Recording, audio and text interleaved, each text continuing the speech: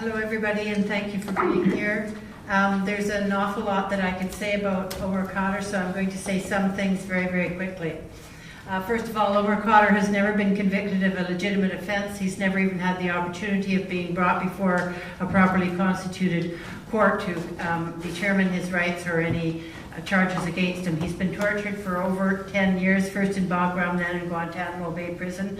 The Canadian government has been complicit in the violation of virtually all of his rights protected by international law and Canadian law, including rights to liberty, habeas corpus, to be properly informed of charges, to be represented by and have privileged communications with legal counsel, to have charges and rights determined by an independent and impartial tribunal, to equality before the law and to the equal protection of the law, to a trial within a reasonable time, to freedom from torture, from arbitrary arrest and detention, freedom from prosecution for ex post facto or otherwise illegitimate offences, and lastly, the right of access to necessaries, proper food, education, privacy, control over one's immediate environment and living space, access to the company of other human beings, contact with friends and family. No court in the US or Canada has found Khadr's treatment at Bagram or Guantanamo Bay Prison to be legal or otherwise justifiable. Canadian courts, the Supreme Court, the Federal Court, and the Federal Court of Appeal have all ruled that the treatment of Omar Khadr in Guantanamo Bay violates the Canadian Charter of Rights and Freedoms, the UN Convention Against Torture, the Convention on the Rights of the Child, and the Geneva Conventions. In 2008, the Canadian Parliamentary Committee struck to consider the Omar Khadr case after hearing over 70 witnesses recommended, and I quote here, that the Government of Canada demand Khadr's release from US custody at Guantanamo Bay to the custody of Canadian law enforcement officials as soon as practical, close quote. On June 9th, the Canadian Senate adopted this resolution by a majority vote. On March 29th, 2008, the Canadian House of Commons did the same thing.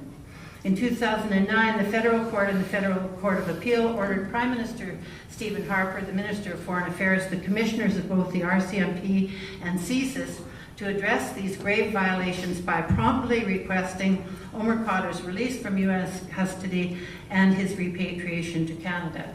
The Harper executive again refused.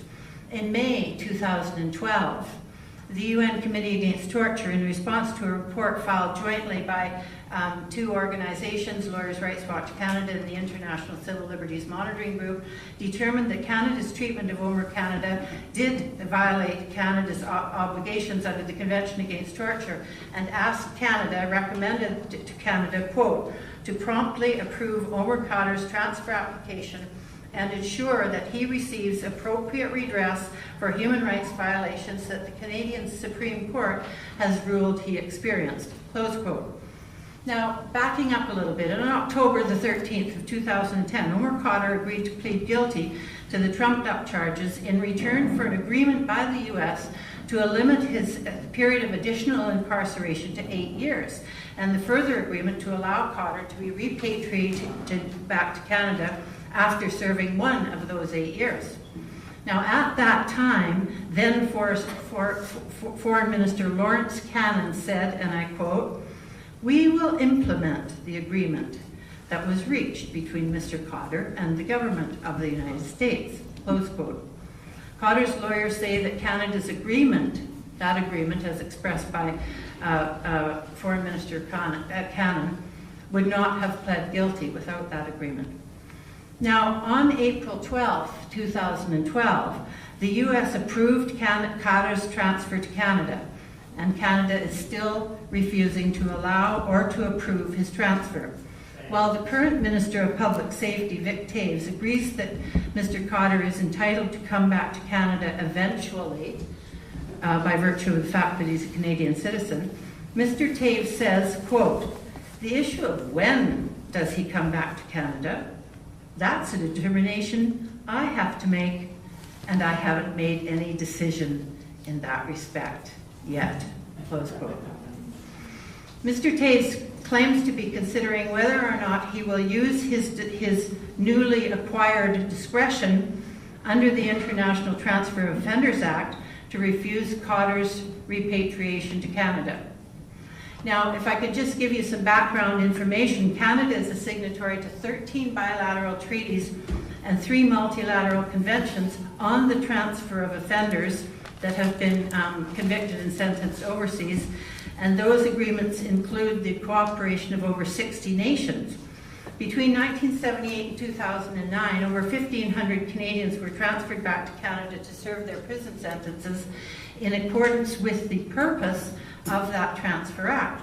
That purpose being to promote justice and the rehabilitation and reintegration of Canadian offenders convicted abroad back into Canadian society.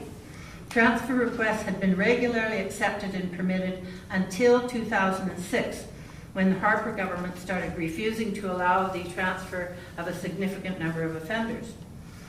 And since the plea agreement was entered into in October of 2010, the Harper's government, the Conservatives actually, all by themselves, because the Liberals and the NDP and the Bloc Québécois did not agree, have forced the amendment of the Transfer Act.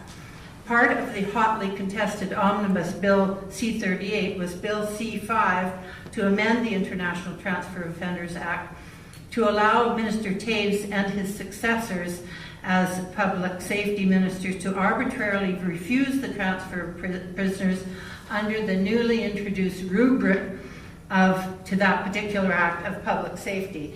The amendments to the Transfer Act essentially allow, in the Khadr case, the use of the law to break the law. Khadr's Canadian lawyers have, of course, now filed yet another. All the lawyers in Canada that have been acting Mr. Khadr all these years have all been acting free. So Khadr's been denied both by the Canadian government and the US government his internationally protected right to legal aid when having a lawyer is absolutely necessary. In any event, they filed an application in federal court asking for an order compelling Minister Taves to approve Khadr's transfer to Canada. They're pleading to the court, says a number of shocking things that I hope shock us. They say the minister has breached the principles of natural justice and deprived the applicant of procedural fairness. The minister's delay in rendering a decision is, they say, an abuse of process. In April 2002, the CBC conducted an online poll. The CBC is one of those media outlets that continues, every time they mention Mr. Khadr, to refer to him as a person convicted of murder, as a convicted war criminal, which is wrong, of course. They know all that. Anyway, they ran an online poll in April of 2001 with the question, quote, should Omar Khadr be allowed to return to Canada? Keeping mum, of course, of all the court orders, the experts, the decisions of the whole government of Canada, the Parliament and the Senate. And a whopping 43% of the people answered the poll by saying no.